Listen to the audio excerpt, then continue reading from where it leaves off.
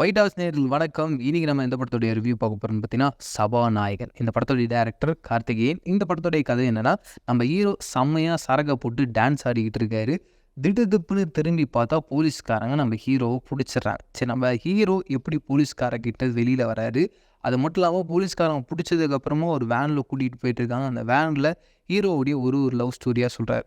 கடைசியில் அவருடைய லவ் சேர்ந்துதா இல்லையா அப்படின்றதான் இந்த படத்துடைய கதையாக இருக்குது. இந்த படத்துடைய ஒரு பெரிய ப்ளஸ் பாயிண்ட்டாக பார்க்குறது இந்த படத்துடைய டைரக்டர் கார்த்திகேயனுடைய ரைட்டிங் அண்ட் ஸ்க்ரீன் பிளே.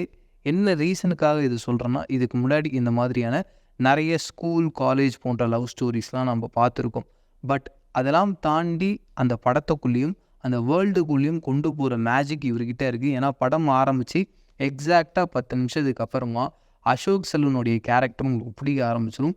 பிடிக்க ஆரம்பிச்சிச்சுன்னா அவர் ஒரு வாட்டி லவ் பண்ணும்போது தான் ஒரு வாட்டி அந்த லவ்லேருந்து பிரேக்கப் ஆகும்போதோ ஏதோ உங்கள் லைஃப்லேயே நடக்குது அப்படின்ற ஒரு ஃபீலுக்கு வந்துடுவீங்க. அந்த அளவுக்கு இந்த படம் மனசுக்கு ரொம்ப நெருக்கமான ஒரு படமாக அமையும். இது மட்டும் இல்லாமல் இந்த படத்தோடைய டேரக்டர் ஸ்க்ரீன் பிளேவாகவும் ரொம்ப இன்ட்ரெஸ்டிங்காக பண்ணியிருக்கார். அதுக்கான ரீசன் என்னென்னு பார்த்தீங்கன்னா, நிறைய இடத்துல இந்த படத்தோடைய அந்த ஃபேஸ் அப்படின்றது பயங்கர ஃபாஸ்ட்டாக இருக்குது. மிக முக்கியமாக படத்தோடைய ஃபர்ஸ்ட் ஹாஃப் பயங்கர இன்ட்ரெஸ்டிங்காக பண்ணியிருக்காங்க. படத்தோடைய செகண்ட் ஹாஃபில் மேகா ஆகாஷோடைய லவ் போர்ஷன்ஸ் வரும்போது கொஞ்சம் லேக் அடிக்கிற ஃபீல் இருக்குது. என்னடா இது மறுபடியும் ஒரு புது லவ் ஸ்டோரி சொல்ல ஆரம்பிக்கிறாங்கன்னு சொல்லிட்டு. பட் அதுக்கும் டுவர்ட்ஸ் த எண்டில் ஒரு கிளைமேக்ஸில் ஒரு ட்விஸ்ட்டை கொடுக்குறாங்க. அதன் காரணமாக அந்த லேக் ஆச்சுல அந்த சீக்வன்ஸ் இன்னும் மெமரபுளான சீக்வன்ஸாக மாறி இந்த படத்தை அடுத்த ரேஞ்சுக்கு கொண்டு போய் வைக்குது அப்படின்றதுலாம் சந்தேகமே இல்லை. அதுக்கு அடுத்தபடியாக இந்த படத்துடைய ஹீரோ அசோக் செல்வன். முக்கியமாக அவருடைய ஆக்டிங் இந்த படத்தை பற்றி பேசி ஆகணும். ஏன்னா எப்பயுமே ஒரு படம் நீங்கள் பார்த்தீங்கன்னா அந்த படத்தில் மெயினான ஹீரோவுக்கு 2 ஃப்ரெண்டு இருப்பாங்க.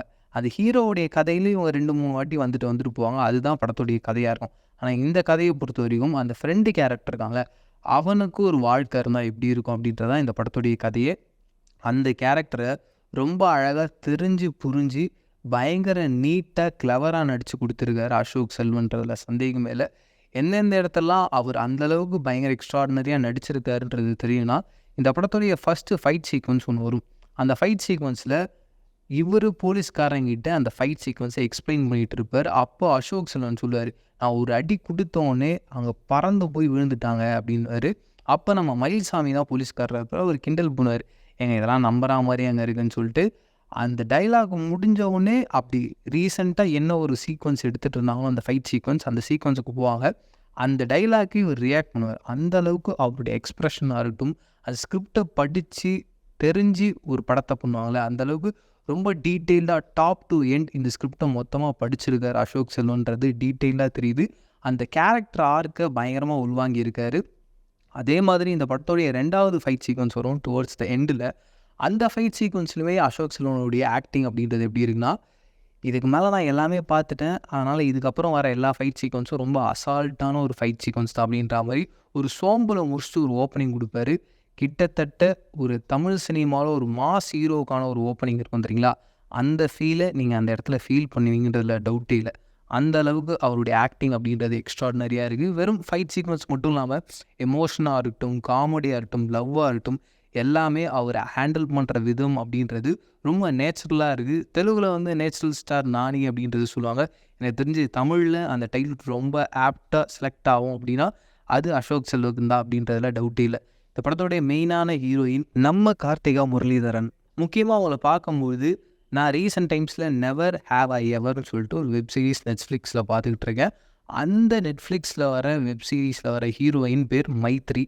கிட்டத்தட்ட இந்த ஹீரோயினை பார்க்கறதுக்கு அவங்கள மாதிரியே இருக்காங்க. இவங்களோட ஆக்டிங்கும் ரொம்ப சூப்பராக இந்த கதைக்கு என்ன தேவையோ அதை ரொம்ப அழகாகவே கொடுத்துருக்காங்கன்றதுல டவுட்டே இல்லை. இந்த படத்துடைய மியூசிக் லியான் பண்ணியிருக்காரு, பயங்கரமாக இருக்குது. மிக முக்கியமாக இந்த படத்துடைய பேக்ரவுண்ட் ஸ்கோர் ஆகட்டும், இந்த படத்துக்கான எஸ்எஃப்எக்ஸ், ஏன்னா நிறைய இடத்துல காமெடி போர்ஷன்ஸில் அந்த எஸ்எஃப்எக்ஸ் ஒரு பெரிய மேஜிக் பண்ணுது. அந்த எஸ்எஃப்எக்ஸ்னாலே நம்ம விழுந்து சிரிக்கிறோன்றதுல டவுட்டே இல்லை. அதை தாண்டி இந்த படத்தில் அசோக் செல்வனுக்கு ஒரு 2 ஃப்ரெண்ட்ஸ் கேரக்டர், அந்த ஃப்ரெண்ட்ஸ் கேரக்டரும் நம்ம மனசில் ரொம்ப அழகாக உட்காந்துறாங்கன்றதுல டவுட்டே இல்லை. அதுலேயும் ஒரு ஃப்ரெண்டை டாக்டர் ஆகிட்டேன் அப்படின்ற மாதிரி அவருடைய லவ்வர்கிட்ட ஒரு போர்ஷன்ஸ் ஒன்று பேசுவாங்க. அதெல்லாம் பயங்கர ஃபன்னாக எக்ஸ்ட்ராடினரியாக இருக்கும்ன்றதுல சந்தேகமே இல்லை. உங்களுக்கு சிரிக்கவே கூடாதுன்னு ஒரு ஆள் தெரிஞ்சிருந்தா அந்த சீக்வன்ஸை பார்த்தாங்கன்னா பயங்கரமாக விழுந்து சிரிப்பான். அந்தளவுக்கு அந்த படம் பயங்கர ஃபன்னாகவும் லவ்வபுளாகவும் இருக்குது. முக்கியமாக லியானோடைய மியூசிக்கை பேசும்போது சாங்ஸாகவும் ரொம்ப இன்ட்ரெஸ்டிங்காக டக்குன்னு பிடிக்கிற மாதிரியான சாங்ஸாக பண்ணியிருக்காரு. ஒரு பேபிமான ஒரு சாங் பண்ணியிருப்பார். அந்த சாங்லாம் நீங்கள் கேட்டவுடனே பிடிச்சிருவீங்க. அதே மாதிரி படத்தில் ஏகப்பட்ட சாங்ஸ் இருக்குது. அந்த சாங்ஸ் எல்லாமே உங்களுக்கு உடனே பிடிக்கிற ட்ரீட்மெண்ட்டில் தான் அமைஞ்சிருக்கு. அதுக்கு அடுத்தபடியாக இந்த படத்துடைய சினிமோட்டோகிராஃபர்ஸ் 2 பேர் பாலா அண்ட் பிரபுன்னு ஒர்க் பண்ணியிருக்காங்க. பட் எக்ஸ்ட்ராடினரியான ஒர்க். இந்த படத்தை ஒரு ஃப்ரேமில் பார்க்கும்பொழுதும் பயங்கர ஃப்ரெஷ்ஷான ஒரு படம் பார்க்குறோன்ற ஒரு ஃபீலை கொடுத்துருக்குங்க. முக்கியமாக லவ் படத்துக்கு அது ரொம்ப தேவை. அது எந்த இடத்துலையும் கம்மியாக்காமல் நிறைய பியூட்டிஃபுல்லான ஒரு ஷார்ட்ஸை இந்த படத்துக்காக கொடுத்துருக்காங்கன்றதுல டவுட்டே இல்லை. டுவர்ட்ஸ் த எண்டில் இந்த படத்தோடைய எடிட்டர் ரொம்ப கரெக்டான ஒரு எடிட்டிங். இந்த டைம் டியூரேஷன்லேருந்து தான் இந்த படம் அவ்வளோ கிறிஸ்பாகவும் கரெக்டாகவும் அமைஞ்சிருக்கும். அது ரொம்ப ஸ்ட்ராங் அண்ட் ஸ்டெடியாக பண்ணியிருக்காங்க. மிக முக்கியமாக படத்தோடைய ஃபஸ்ட் ஹாஃபை எவ்வளோ சீக்கிரமாக கட் பண்ணி தூக்க முடியுமோ அது தூக்கினதுனால தான் இந்த படம் ரொம்ப ஃபாஸ்ட்டான இன்ட்ரெஸ்டிங்கான ஒரு ஃபேஸில் அமைஞ்சிருக்கு. அதுதான் இந்த படத்துடைய மிகப்பெரிய ஒரு ப்ளஸ் பாயிண்ட்டாக பார்க்குறேன். அதே மாதிரி இந்த படத்தில் மயில்சாமி மட்டும் இல்லாமல் நிறைய காமெடி ஆர்டிஸ்ட் இருக்காங்க. எல்லாருமே அவங்களுடைய ஃபேஸில் டுவர்ட்ஸ் த எண்ட் வரைக்கும் ஒரு 100% பெர்ஃபார்மன்ஸை கொடுத்துருக்காங்கன்றதுல டவுட்டே இல்லை. படம் டாப் டு எண்ட் பயங்கர ஃபன்னாகவும் ஜாலியாகவும் இருக்குது.